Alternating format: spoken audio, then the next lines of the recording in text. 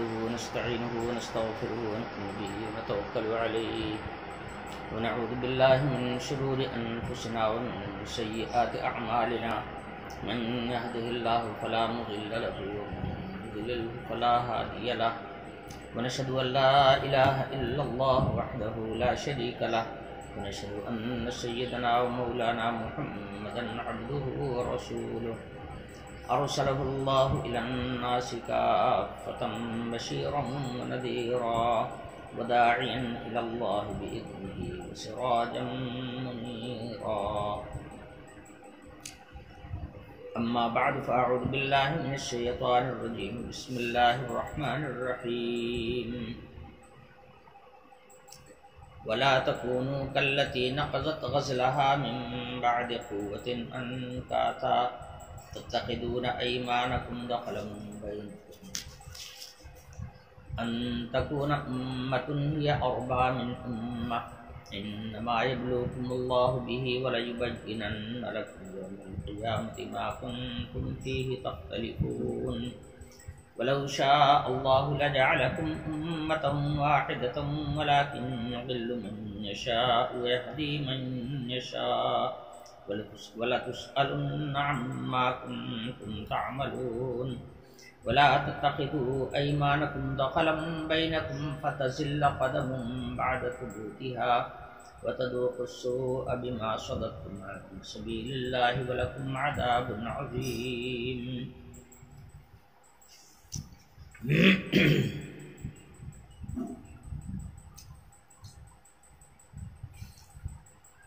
پچھلی آیت میں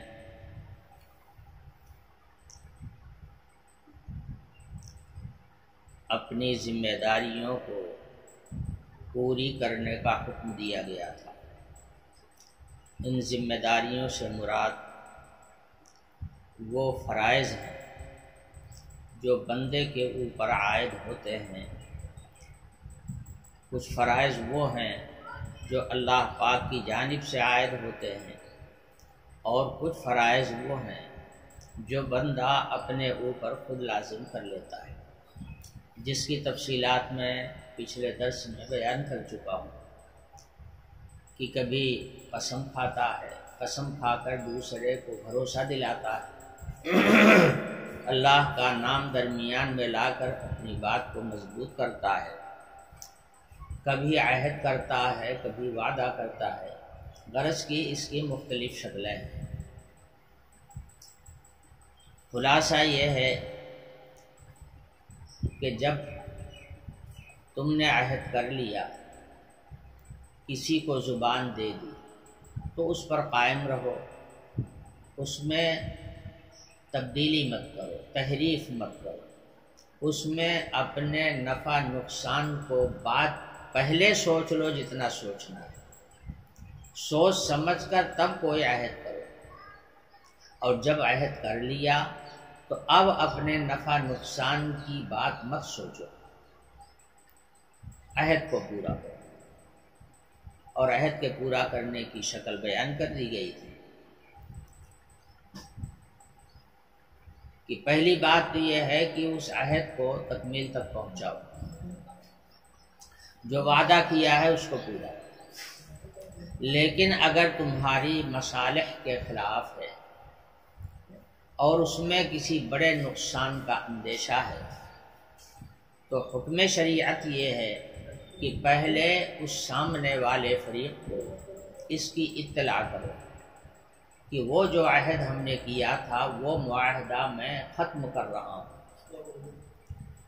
اب اس معاہدے کی پابندی جب میں ختم کر رہا ہوں تو اب آپ کے اوپر بھی اس کی ذمہ داری نہیں رہ جاتی ہے. اس عہد کی پاسداری اب آپ کے اوپر لازم نہیں ہے. میں نے ختم کر دیا، آپ کی جانب سے بھی گویا ختم ہو گیا. اب آپ کو اطلاع کر دی، اس کے بعد آپ آزاد ہیں، اب عہد ختم ہو گیا. لیکن عہد کیا، وعدہ کیا، اس کو بتایا بھی نہیں اور توڑ دیا عہد کو، یہ دھوکہ ہے، فریب ہے. اس کو چال بازی کہا جائے گا، دغا بازی کہا جائے گا. اور یہ مسلمان کی شان کے خلاف۔ نبی کریم صلی اللہ علیہ وسلم نے ایک بڑی بنیادی بات ارشاد فرمائی تھی، جس کو ہر جمعے کے خطبے میں ہر پیش امام دہراتا ہے، لا ایمان لمن لا امانت له ولا دین لمن لا عہد له۔ جس آدمی کے اندر دیانت داری نہیں ہے، امانت میں خیانت کرتا ہے، تو اس کے ایمان کا کوئی بھروسہ نہیں، اس کا ایمان قابل اعتبار نہیں۔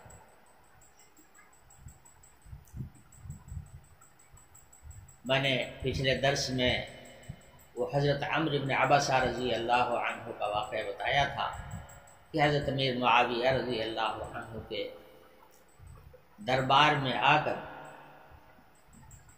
فرمایا تھا کہ میں نے نبی صلی اللہ علیہ وسلم کو اپنے کانوں سے کہتے ہوئے سنا تھا کہ اگر کسی سے عہد کیا ہے تو اس عہد کو پورا کرو، اور اگر نہیں پورا کر سکتے ہو تو اس کو پہلے اطلاع کرو اپنے عہد کے توڑنے کی۔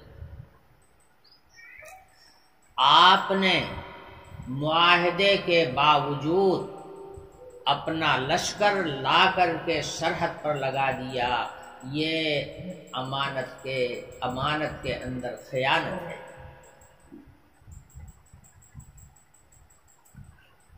چنانچہ حضرت امیر معاویہ رضی اللہ عنہ نے فوراً پوری فوج کو واپس ہونے کا حکم دے دیا۔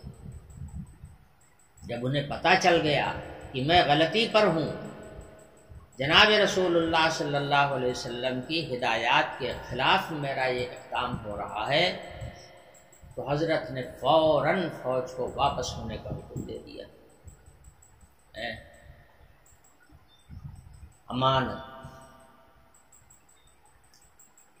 امانتوں کی مختلف قسمیں ہیں، جس کی تفصیلات انشاءاللہ پھر کسی موقع پہ بیان کروں گا۔ یہاں پہ اجمالی طور پر یہی بیان کرنا ہے کہ امانت جو ہے وہ خیانت کے خلاف ہے۔ امانت میں خیانت کرنا یہ ایمان کے خلاف، جو آدمی ایسا کرے اس کے ایمان کا کوئی بھروسہ نہیں۔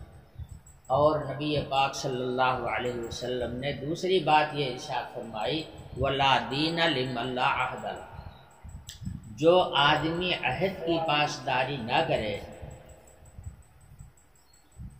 اس کے دین کا بھروسہ نہیں، اس کا دین قابل اعتبار ہے۔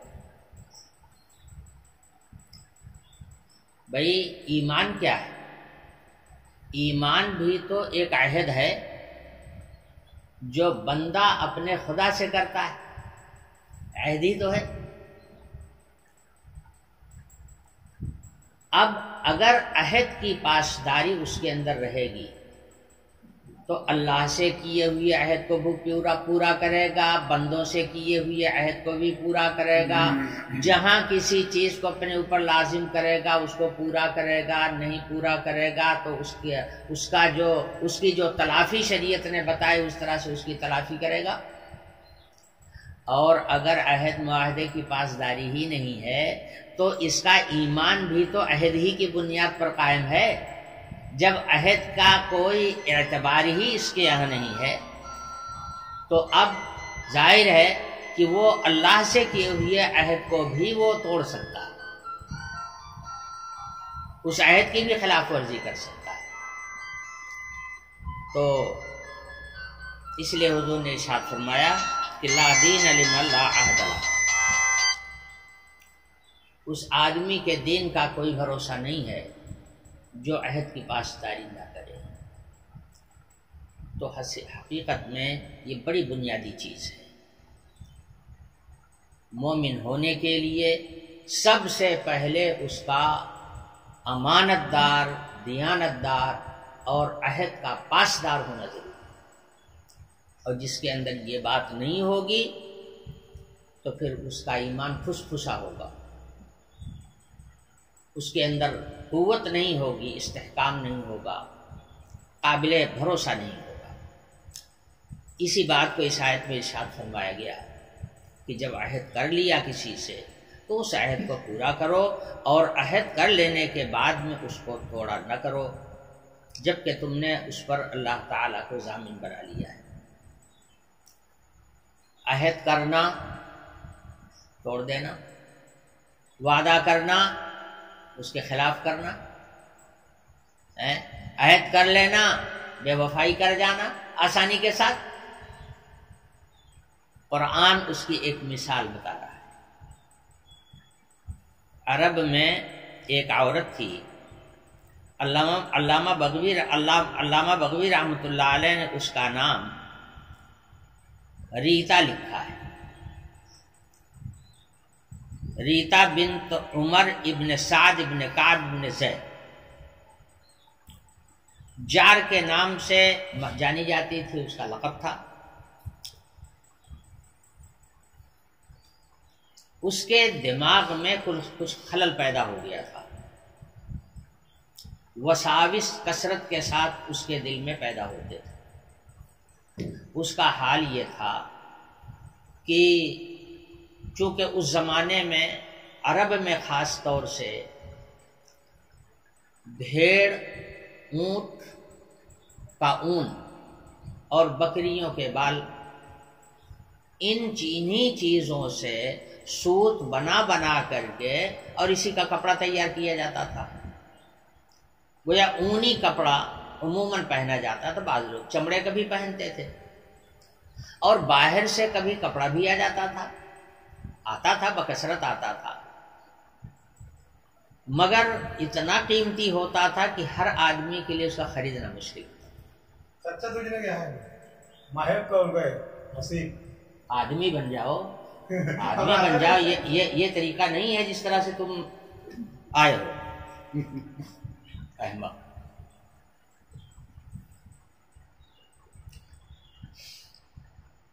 اب دیکھو مضمون نکل جاتا ہے ذہن سے، کیا بیان کر رہا تھا، بات نکل گئی۔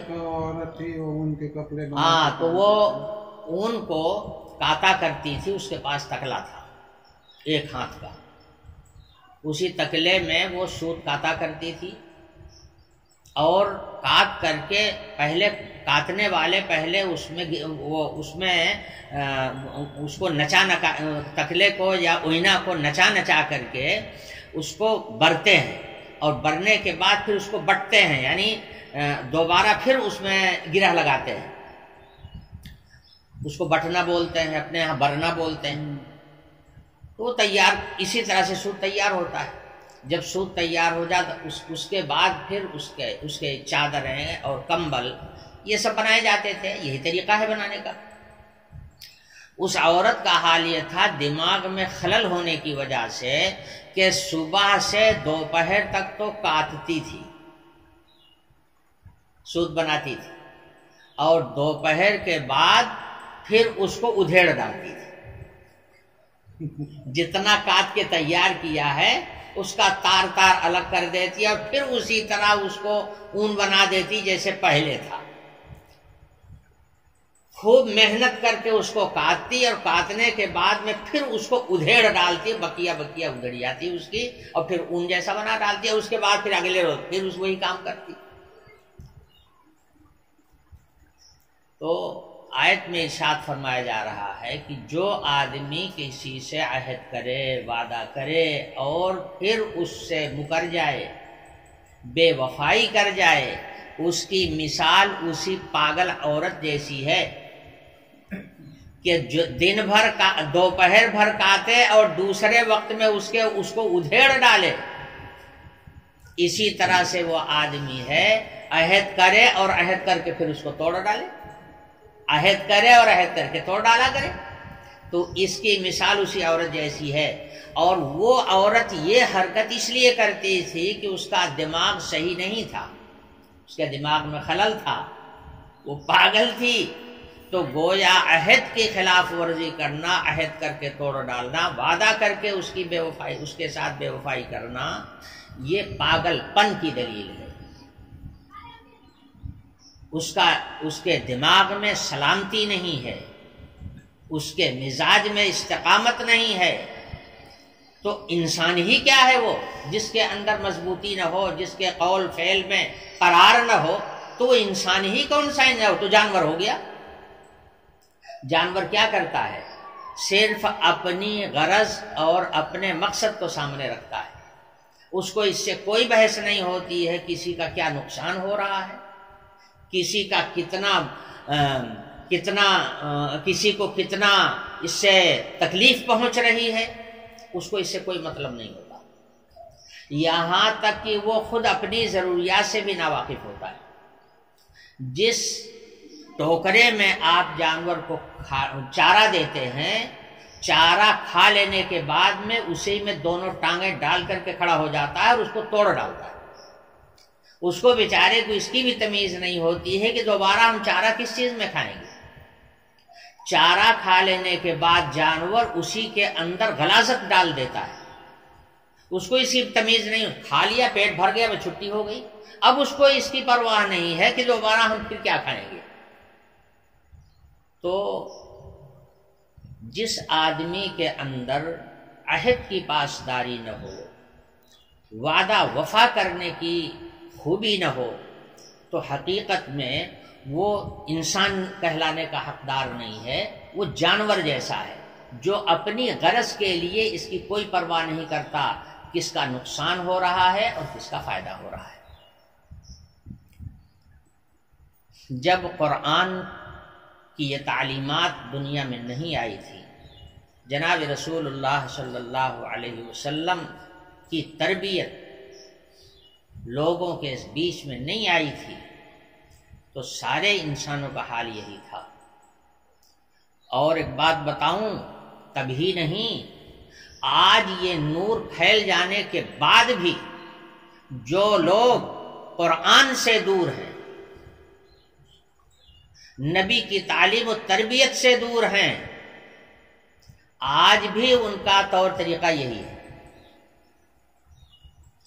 عہد کرتے ہیں اپنے مفاد کے لیے، اپنے فائدے کے لیے، اور پتہ چلا کہ نہیں اس میں فائدہ نہیں، ہمارا نقصان ہونے والا ہے یا نقصان نہیں بھی ہونے والا ہے، تو جو فائدہ ہم چاہتے تھے وہ فائدہ ہم کو ملنے والا نہیں ہے، ترنت مکر جائیں گے۔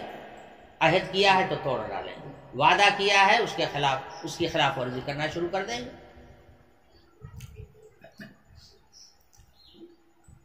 آج بھی یہی ہے، جو لوگ دین سے دور ہیں، ایمان کے کمزور ہیں، ان کی عادت میں یہ بات آج بھی داخل ہے، چاہے وہ مسلمان ہو چاہے غیر مسلم، تو اس کے پاس ایمان کا نور ہی نہیں ہے، وہ بیچارہ کیا روشنی پائے گا اور کیا رستہ اس کو ملے گا۔ یہ جو ایمان کے دعوے دار ہیں، مسلمان کہلانے والے لوگ، یہ بھی اس مرض میں مبتلا، وعدہ خلافی، عہد کر کے بے وفائی، اس مرض کا شکار خود مسلمان قوم بھی ہے، اس لیے کہ وہ عام لوگوں کی طرح کی زندگی بسر کر رہے ہیں، نہ قرآن کے پاس آتے ہیں، نہ حدیث کے پاس آتے ہیں، نہ اس عالم کے پاس آتے ہیں جو ان کا کان پکڑتا ہو اور ان کو ٹھوکتا ہو اور ان کی غلطی پر ان کو متنبہ کرتا ہو کہ تم نے یہ غلطی کی ہے، یہ تمہاری غلطی ہے، تم اس کو اپنی غلطی کو سدھارو۔ ایسا عالم جو داروگیر کرتا ہے، گرفت کرتا ہے، ایسے عالم کے پاس بھی کوئی نہیں آنا چاہتا، دور بھاگتے ہیں لوگ۔ تو جب ایمان کا نور نہیں ملے گا، قرآنی تعلیمات سامنے نہیں آئیں گی، تو مسلمان کیا بنو گے؟ خاک۔ مسلمان بنانے ہی کے لیے تو قرآن آیا ہے۔ مسلم ایمان والا کب بنے گا؟ جب قرآن کی ہدایات پر چلے گا۔ تو قرآن آیا ہی ہے مسلم ایماندار بنانے کے لیے۔ جو قرآن کے قریب ہی نہیں آؤ گے تو تمہارے ایمان میں سلامتی کہاں سے پیدا ہوگی؟ تو مسلم بھی اس مرض کا شکار ہیں۔ اللہ حفاظت فرمائے اور مسلمانوں کو ہدایت دے۔ اور غیر مسلم تو اس نور سے خالی ہی ہے، اس کو کیا پڑی ہے کہ وہ تو قرآن کا انکار کرتا ہے، رسولوں کا انکار کرتا ہے، خدا کا انکار کرتا ہے، خدا کی نعمتوں سے فائدہ اٹھاتا ہے، اسی خدا کا انکار بھی کرتا ہے۔ عبادت کرنے کو جی چاہا تو خدا کو چھوڑ کر کے غیر اللہ کے سامنے جا کے سر پٹکنے لگتا ہے۔ وہ تو بالکل پاگل دیوانہ جیسا ہے، اس کا وہ تو انسانیت سے پھرا ہوا آدمی ہے۔ تو غیر مسلموں میں تو یہ بات بدرجہ عتم موجود ہے. وہ صرف اپنے مفاد کو دیکھتے ہیں، جہاں اپنے فائدے کے خلاف دیکھا ترنت بدل گئے، اور بدل جانے کے بعد میں پھر ایک بات بھی نہیں سنیں گے. کتنے معاہدے ہوئے، کتنی باتیں بتاؤں. آج مسلمانوں کی مسجدیں گرائی جا رہی ہیں، مسلمانوں کا قتل کیا جا رہا ہے، نمازیوں پر حملے کیے جا رہے ہیں. یہ سب کیا ہو رہا ہے تماشا؟ جب ملک آزاد ہوا تھا تو مسلمانوں سے یہاں کی کانگریس نے یہ معاہدہ کیا تھا کہ آپ لوگوں کو برابری کا حق حاصل ہوگا. جب مسلمانوں نے پاکستان بننے کے بعد میں پاکستان جانے کے لیے اپنا رخت سفر باندھا تو یہاں کے ہی علماء نے ان کو روکا، اور یہاں کے لیڈروں نے ان کے ساتھ عہد کیا کہ ہم آپ لوگوں کو برابری کا حق دیں گے، کہیں مت جائیے، یہاں رہیے، آپ کو برابری کا حق ملے گا، آپ کے ساتھ کہیں ناانصافی نہیں ہوگی، آپ کی جان مال عزت آبرو سب محفوظ رہے گی. اس کی ضمانت دیا تھا کانگریس نے. کانگریس پارٹی کے ہاتھ پر ہی ملک کو آزادی حاصل ہوئی تھی، اس لیے سارے عہد معاہدے ان سے ہوئے تھے. مگر کانگریس نے اپنے دور حکومت میں ہی اپنے ان سارے عہدوں کو توڑ دیا، سارے عہدوں کو توڑ دیا. سمجھے؟ وہ جن لوگوں نے عہد معاہدے کیے تھے، جب تک وہ زندہ تھے، مسلمان اپنی تکلیف جب ان کے سامنے لاتا تھا تو وہ سنتے تھے اور سمجھتے تھے کہ یہ ہمارے معاہدے کے خلاف ہے، اس لیے وہ اس کو اپنے یہاں جگہ دیتے تھے اور ان کے ساتھ انصاف کرتے. اب وہ لوگ سب مر آ گئے، دنیا سے چلے گئے، اگلی پود آ گئی. یہ ان کو کسی چیز کی پرواہ ہی نہیں ہے کہ ہمارے باپ دادا نے، ہمارے پرکھوں نے کیا عہد معاہدہ کیا تھا. ان کو اس سے کوئی سروکار نہیں ہے. آج ایسے لیڈر پیدا ہو گئے ہیں جو برسر عام اجلاس عام کے اندر کہتے ہیں کہ مسلمانوں کا قتل عام کرو. سارے ہندوؤں کو بھڑکاتے ہیں، حالانکہ ہندو یہاں کا عام ہندو فتنہ پسند نہیں ہے، فساد پسند نہیں ہے، سب شانتی چاہتے ہیں. مگر ایسے ابلیس لیڈر پیدا ہیں کہ جو ہندوؤں کے جذبات کو ابھارتے ہیں اور طرح طرح کی باتیں ان کو سجھاتے ہیں تاکہ یہ مسلمانوں سے لڑیں. کل اتفاق سے ایک بیان سننے کو ملا، ایک ہندو لیڈر برسر عام منچ پر کہہ رہا ہے کہ جب تک ہر ہندو تلوار لے کر میدان میں نکل کر مسلمانوں کا ایک طرف سے قتل نہیں کرے گا تب تک جہاد ختم نہیں ہوگا. کون سا جہاد ہو رہا ہے یہاں کون سا جہاد ہو رہا ہے؟ یہاں کا مسلمان تو ویسے بھی بیچارہ دبا کچلا ہے، یہ کیا جہاد کرے گا؟ جہاد تو باہر ہو رہا ہے. تمہارا ہندو تلوار لے کے نکلے گا تو باہر جا کر کے لڑ لے گا؟ ہے ہمت؟ ہے تمہارے اندر اس کی طاقت کہ تم باہر جا کر کے لڑ لو؟ کیا مطلب ہوا؟ صرف ایک مطلب ہوا کہ یہاں جو مسلمان اپنے ماتحت ہیں، ملک کے اندر رہ رہے ہیں، ان کا قتل عام کرو. اور آگے کہتا ہے کہ اگر ہندو لوگ مسلمانوں کو قتل کرنے کے لیے کھڑے نہیں ہوں گے تو یہ مسلمان ہم کو نہیں چھوڑیں گے. 1000 سال مسلمانوں نے ہندوستان میں حکومت کیا ہے، کتنے ہندوؤں کو ختم کر دیا؟ کیا اس وقت ہندو نہیں تھے؟ سب ہندو ہی ہندو تھے، آج سے زیادہ بڑی تعداد میں تھے. لیکن کسی مسلمان نے، کسی سربراہ نے، کسی بادشاہ، کسی مسلمان بادشاہ نے ہندوؤں کا قتل عام کیا تھا؟ کہیں کیا ہو تو بتاؤ. تم نے جھوٹی کہانیاں بنا کر کے رکھی ہیں بادشاہوں کے خلاف میں، انصاف پسندی کی بات کرو گے، ثابت نہیں کر سکتے ہو کہ کسی مسلمان بادشاہ نے کسی علاقے کے ہندوؤں کو ہندو سمجھ کر کے قتل کیا؟ ان کے ہاں انصاف تھا۔ ہندو کے خلاف اگر مسلمان مجرم ہوتا تھا مسلمان کو سزا دیتے تھے۔ کتنے واقعات اس کے شاہد ہیں۔ اب بتاؤ، یہ جو اس طرح کی باتیں کی جا رہی ہیں، کیا یہ اس عہد کی پاسداری ہے؟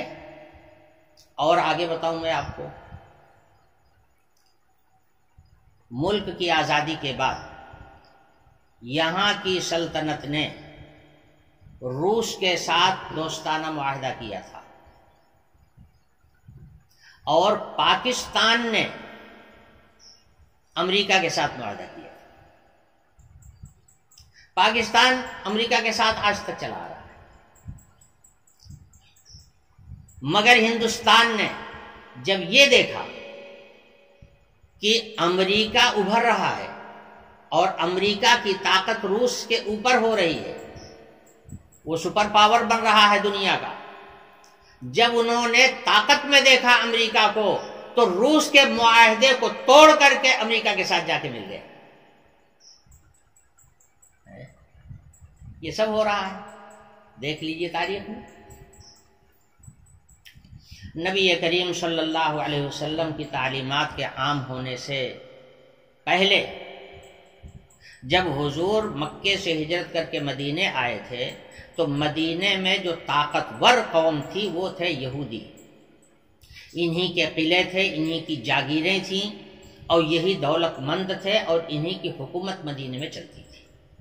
جب حضور ہجرت کر کے مدینہ آئے ہیں تو سب سے پہلے یہودیوں سے معاہدہ کیا تھا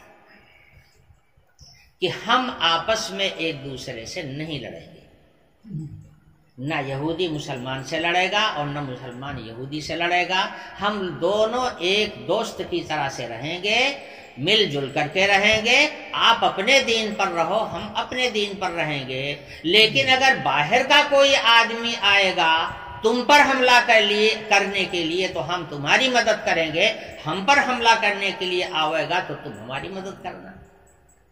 یہ معاہدہ یہودیوں سے ہوا تھا اور مضبوط معاہدہ ہوا۔ جناب رسول اللہ صلی اللہ علیہ وسلم اس عہد پر ہمیشہ قائم رہے، مگر یہودیوں نے جب یہ دیکھا کہ غزوہ احزاب کے موقع پر جب تمام قبائل قریش حضور اکرم صلی اللہ علیہ وسلم کے خلاف متحد ہو کر اور حضور کو مدینے سے نکال دینے کے عزم لے کر کے نکلے،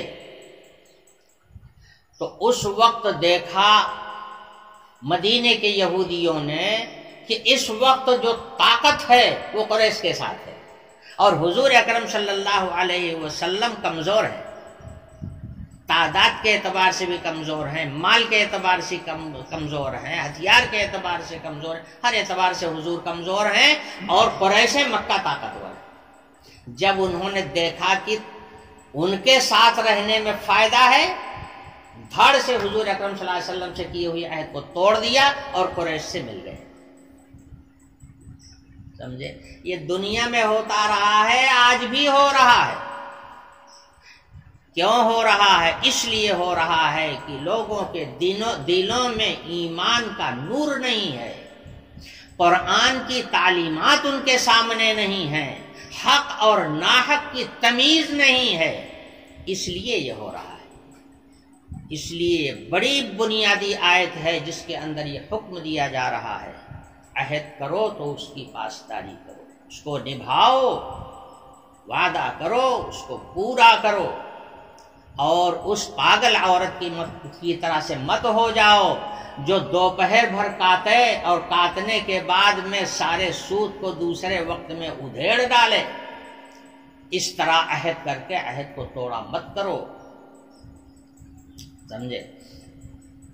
فرمایا لا تکونوا کاللتی نقضت غزلها من بعد قوة انکاثا تتخذون ایمانکم دخلا بینکم ان تکون امۃ ہی اربا من امہ۔ اپنی قسموں کو، اپنے عہدوں کو آپس کے درمیان میں دخیل مت بنایا کرو، اپنی قسموں کو معاہدوں کے درمیان میں محض دخیل نہ بنایا کرو۔ کیا مطلب؟ ایک عہد کیا، وعدہ کیا، معاہدہ ہوا دونوں جانب سے اور اس کو پکا کیا گیا، اور دل میں ہے کھوٹ، ہم معاہدہ اس لیے کر رہے ہیں تاکہ یہ کارروائی نہ کریں، اور ارادہ یہ ہے کہ جب یہ مطمئن رہیں گے ہم سے تو ہم ان کے اوپر کارروائی کر دیں گے۔ یہ ہے بدنیتی، اسی کو دخل کہا جا رہا۔ دخل کہتے ہیں ما یدخل فی الشیء، جو چیز کسی چیز میں شامل کر دی جائے اس کو دخل بولتے ہیں۔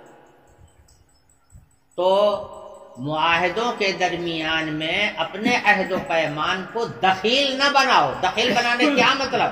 دھوکہ دینے کے لیے تم سہارا لو ان قسموں کا اور معاہدوں کا، نیت تمہاری خراب ہو، ایسی حرکت مت کیا کرو۔ قرآن پاک میں صاف صاف منع کیا جا رہا ہے۔ اور ایسا لوگ کیوں کرتے تھے؟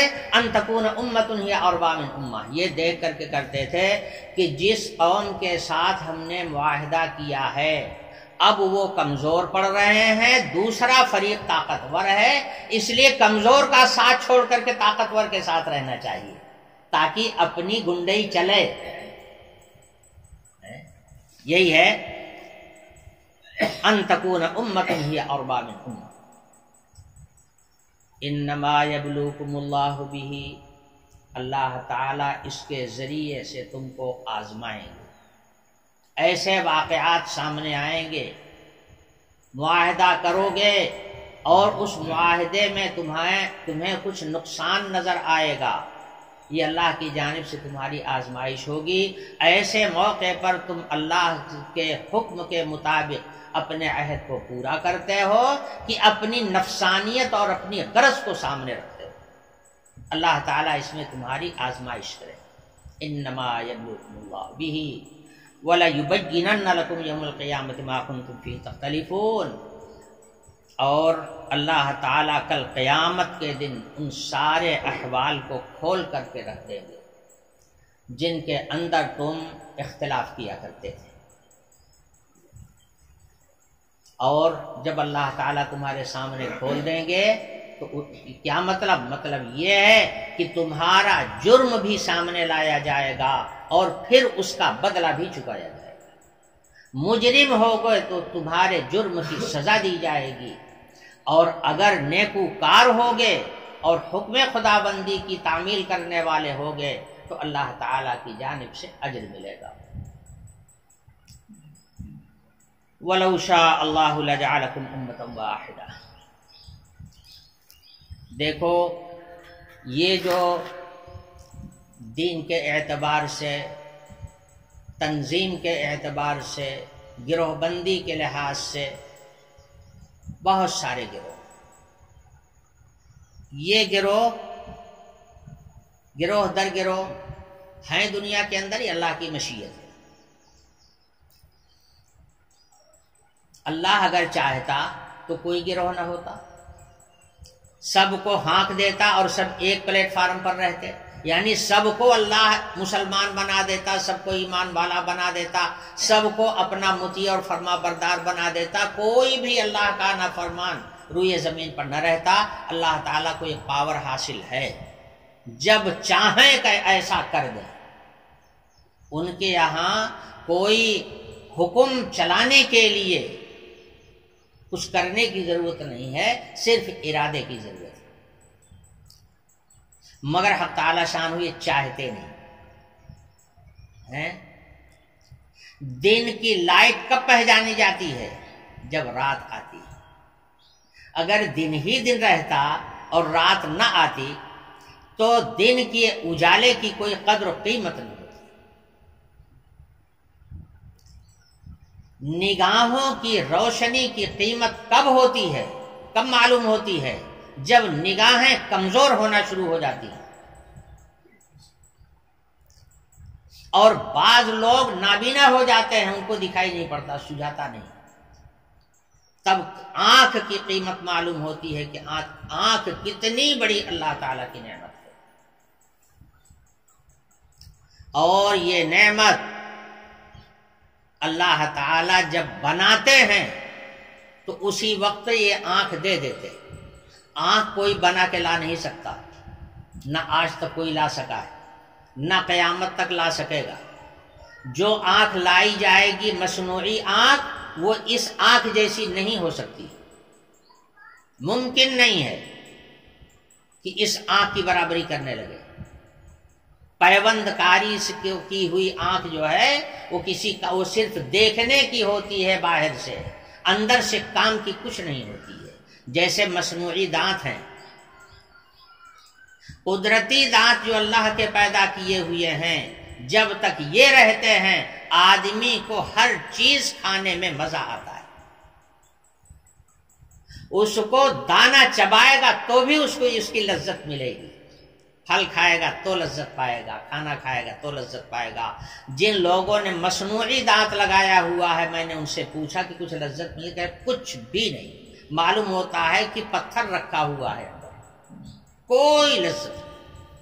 تو مصنوعی چیزیں، آج سائنسی دور ہے، ترقی کی ہے دنیا نے، متبادل تیار کرنے کی روزانہ کوششیں ہو رہی ہیں. بہت ممکن ہے ہر چیزوں کا متبادل تیار ہو جائے، لیکن وہ بات، وہ کیفیت نہیں پیدا ہو سکتی ہے جو قدرتی چیز کی ہوتی ہے، ہرگز نہیں ہو سکتی. تو اللہ تعالی کی دی ہوئی یہ نعمت ہے. میں یہ کہہ رہا تھا کہ حق تعالی شانہ اگر چاہتے تو سب کو ایک امت بنا دیتے، وہاں صرف ارادہ کرنے کی ضرورت تھی. لیکن اللہ تعالی نے تقسیم کر رکھا ہے. کیوں؟ وہ یہ چاہتے ہیں کہ ہم دیکھیں کہ کون بندہ ہے جو ہماری طرف اپنے اختیار سے آتا ہے. اگر قدرتی طور پر اللہ نے سب کو ایماندار بنا دیا ہوتا تو پھر اجر و ثواب کس بات کا ملتا؟ وہ تو اللہ کا بنایا ہوا ہے، اس پہ اجر و ثواب ملنے کا کیا مطلب؟ فرشتوں کے اجر و ثواب کا تو کہیں قرآن میں ذکر نہیں ملتا کہ فرشتوں کو یہ اجر ملے گا، یہ ثواب ملے گا، کچھ نہیں ملتا. اس لیے کہ فرشتوں کو اللہ تعالیٰ نے بنایا ہی اسی طرح سے. ہاں انسان کو اللہ تعالیٰ نے قدرتی طور پر مومن ہی نہیں بنایا، اس کو نیوٹرل بنایا، بنا کے رکھ دیا. اس کے بعد دونوں سامان بکھیر دیے زمین پر. ہدایت کا سامان بھی پھیلا دیا اور ضلالت اور گمراہی کا سامان بھی پھیلا دیے. دونوں سامان اللہ کے پھیلائے ہوئے. کوئی دوسرا نہیں ہے کہ گمراہی کا سامان وہ لے آوے اور ہدایت کا سامان اللہ کے یہاں سے آوے. ہدایت کا جتنا سامان ہے وہ بھی اللہ کا بھیجا ہوا ہے، اور گمراہی کے جتنے اسباب ہیں وہ بھی اللہ ہی کے پیدا کیے ہوئے. اچھا، انسان کو بالکل نیوٹرل پیدا کر دیا. جب پیدا ہوتا ہے تو انسان مطلق جاہل ہوتا ہے. جو علم اس کو دیا جائے گا وہی اس کے سامنے آئے گا، خود سے اس کے اندر کوئی علم نہیں ہوتا. واللہ اخرجکم من بطون امہاتکم لا تعلمون شیئا. جب اللہ تعالیٰ نے تم کو تمہاری ماؤں کے پیٹ سے نکالا تھا تو تمہارے پاس علم نام کی کوئی چیز نہیں تھی، مگر حق تعالی شانہ نے معلومات حاصل کرنے کی صلاحیتیں پیدا کی تھیں اس پتلے کے اندر. چنانچہ اس کے سامنے علم آتا ہے. ہدایت کا سامان بھی اللہ نے پیدا کیا. قرآن آیا، رسول آیا، ایمان والے آئے، اور ہدایت کے راستے مختلف صورتوں میں سامنے آئے. اور ضلالت اور گمراہی کے سارے راستے بھی اللہ کے پیدا کیے ہوئے ہیں. جی چاہے ایمان لاؤ، جی چاہے کفر اختیار کرو، جی چاہے ایماندار بنو، جی چاہے تو چور ڈاکو بن جاؤ، جی چاہے تو پاکیزہ زندگی اختیار کر لو، اور جی چاہے تو شرابی اور کبابی بن جاؤ، خنزیر کھانے والے نجاست خور بن جاؤ. جو جی چاہے وہ کرو. دنیا میں اللہ نے ہر قسم کا سامان پیدا کر دیا ہے. یہ اس لیے کیا ہے کہ وہ یہ دیکھنا چاہتے ہیں کہ اپنے اختیار سے کون میری طرف آتا ہے. جو اپنے اختیار بھی اللہ ہی کا دیا ہوا ہے، اختیار بھی کہیں باہر سے نہیں آیا، اللہ ہی کا دیا ہوا اختیار بھی ہے. اب اپنے اختیار کو استعمال کر کے آدمی ہدایت کی راہ کو اپنائے، ضلالت اور گمراہی کے راستے کو چھوڑ دے، اب یہ بندہ بن جاتا ہے قابل انعام. اللہ تعالیٰ کو یہ پسند آتا ہے، اللہ تعالیٰ اس کے عمل سے خوش ہوتے ہیں. اب جس سے خوش ہو جائیں گے اس کو خوش ہونے والا انعام دیتا ہے. جو خوش ہوتا ہے اگر وہ مال اس کے پاس موجود ہے تو وہ خوشی میں آ کر کے انعام دیتا ہے.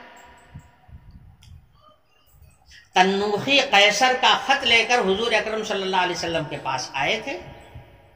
حضور سے گفتگو ہوئی. قیصر نے لکھا تھا کہ میں آپ کی نبوت کو مانتا ہوں، مگر کیا کروں، اگر میں آپ کی اتباع کرتا ہوں کھل کر کے تو سلطنت میرے ہاتھ سے چھن جائے گی، چلی جائے گی. یہ خط کمائے کا لمبا مضمون ہے، پھر کسی موقع بتاؤں گا. یہ خط لے کر کے تنوخی آئے تھے. حضور اکرم صلی اللہ علیہ وسلم سے گفتگو رہی. حضور نے ان کی مہمانی کی، اس لیے کہ وہ قیصر کے قاصد تھے، ان کی خوب مہمانی کی. اور مہمانی کے موقع پر حضور خوش ہوئے تنوخی کی باتوں سے. تو حضور نے فرمایا کہ اس وقت دینے کے لیے میرے پاس کچھ نہیں ہے، ورنہ میں تم کو کچھ نہ کچھ انعام ضرور دیتا. چونکہ حضور خود ہی سفر میں تھے، تبوک کے میدان میں رکے ہوئے تھے خیمے کے اندر. تو فرمایا اس وقت میرے پاس کچھ نہیں، ورنہ میں تمہیں انعام دیتا. یہ سنا صحابہ نے بھی. تو ایک صحابی اٹھ کر کے کھڑے ہوئے. انہوں نے کہا یا رسول اللہ آپ کی خواہش کو میں پورا کروں گا. وہ اپنے کجاوے میں گئے اور نکال کر کے کپڑا لے آئے جو پیلے رنگ کا تھا. تنوخی کو وہ ہدیہ کیا، گویا یہ تحفہ عطا کیا حضور کی جانب سے. کہنے کا مطلب یہ ہے کہ جب کوئی آدمی کسی کے عمل سے، کسی کی کارکردگی سے خوش ہوتا ہے تو اس کو کچھ انعام دیا کرتا ہے. بادشاہوں کے قصے تمام بھرے پڑے ہیں. جو لوگ بادشاہ کو خوش کر دیتے تھے بادشاہ ان کو مالا مال کر دیتا تھا. بادشاہوں کا حال یہی ہوتا ہے، جس سے ناراض ہو جائے اس کو رہنے نہ دے، اور جس سے خوش ہو جائے اس کو مالا مال کر دے. تو خوش ہونے پر آدمی انعام دیتا ہے. حق تعالی شانہ نے ہدایت کے سارے سامان بھی پیدا کر دیے. قرآن بھیج دیا، کتابیں بھیج دی، رسولوں کو بھیج دیا، نائبین رسول کو دنیا میں پھیلا دیا. جگہ جگہ پر قرآن پہنچ گیا، قرآنی تعلیمات پہنچ گئیں. یہ ہدایت کا سارا سامان ہے جو اللہ نے پوری دنیا میں پہنچا دیا. گمراہی کے بھی سارے سامان اللہ کے پیدا کیے ہوئے ہیں. وساوس، شیطنت، بدخیالی، بدنگاہی، یہ ساری چیزیں بھی دنیا کے اندر پائی جاتی ہیں. اور گمراہی کا راستہ سب آدمیوں کے لیے بڑا آسان ہے. اس میں تھوڑی دیر کے لیے بڑا فائدہ نظر آتا ہے. چور چوری کرتا ہے، محنت کچھ نہیں کرنی پڑتی ہے، تھوڑی سی ذرا سی حکمت لگایا اور اچھا خاصا مال ہاتھ میں آ گیا. دوسرے لوگوں نے دیکھا کہا کہ یار کمانے کی کیا ضرورت ہے، یہ پیشہ سب سے اچھا. جو لوگ کما کر کے رکھے ہوئے ہوں ان کے یہاں نقب لگا کر کے نکال لاؤ، کیا کرو گے محنت کر کے. یہ سارے سامان بھی دنیا کے اندر پھیلے ہوئے ہیں. لوگ دیکھ دیکھ کر کے ایک دوسرے کو گمراہ بھی ہوتے ہیں. تو دونوں چیزیں اللہ تعالیٰ نے دنیا کے اندر پیدا کر دی ہیں، لیکن ان دونوں کے بیچ ایک اچھا ہے اور ایک برا ہے. ایک صحیح راستہ ہے، ایک غلط راستہ ہے. ایک اللہ کا پسندیدہ طریقہ ہے اور ایک اللہ کا ناپسندیدہ طریقہ ہے.